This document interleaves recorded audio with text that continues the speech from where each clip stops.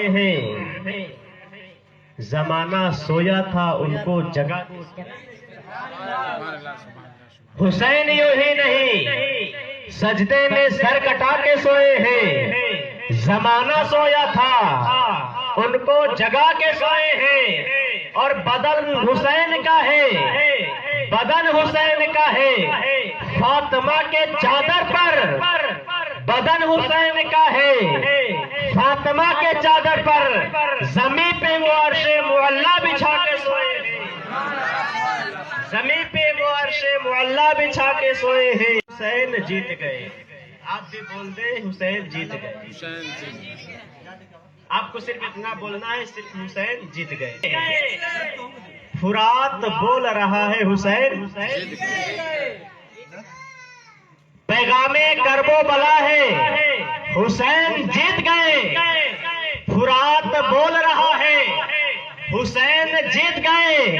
और वला तकोलो ली मैं युक्तलो, तुम पढ़ के तो देख, वला तकोलो ली मैं युक्तलो, तुम पढ़ के तो देख। अरे कुरान बोल रहा है हुसैन जीत गए, कुरान है हुसैन जीत गए।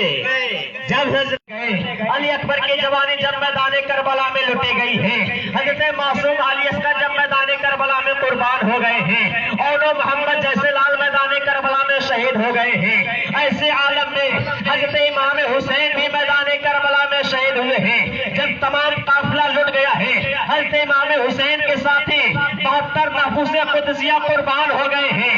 जब यजीद इस दुनिया से विशाल कर गया, जब यजीद इस दुनिया से फौत कर गया, यजीद का बेटा जब बादशाहत के कुर्सी पर बैठा, लोगों ने बिठाया, आप यजीद का बेटा आपका शहजादा है, यजीद के शहजादा है, और यजीद के तख्त पर आपका हक है, आप बादशाहत के कुर्सी पर बैठ जाइए।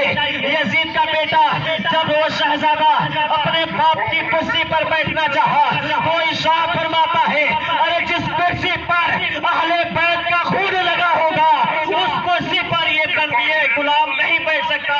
इसलिए यजीद मेरा बाप था, वो इमाम हुसैन का कातिल था, वो जालिम था, वो इमाम हुसैन का गुलाम हो, और गुलामी का पट्टा अपने गर्दन में बांध कर ये ऐलान करता हूँ, ऐसे हजारों बादशाहत मिलेगी, हुसैन की गुलामी में तमाम बादशाहत को ठोकर मारता हुआ।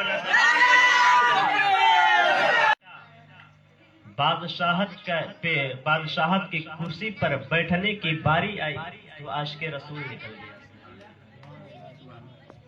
जालिम बादशाह का बेटा आशिक़े हुसैन निकला। सुभान अल्लाह, ऐसे बादशाहत को ठोकर मार दिया। आप जानते हैं कि हजरत इमाम हुसैन मैदान करबला में शहीद हुए। आप ये भी जानते हैं मैदान करबला की तारीख बयान होती रही है, लेकिन क्या आपको ये पता है कि यजीद की मौत कैसे हुई? यजीद जानना जरूरी है। हजरत इमाम हुसैन के शहादत के बाद यजीदियों की बादशाहत बाकी न रही। तकरीबन 3 साल तक हुकूमत की कुर्सी पर बैठा। उसके बाद गया जंगल में शिकार करने के लिए।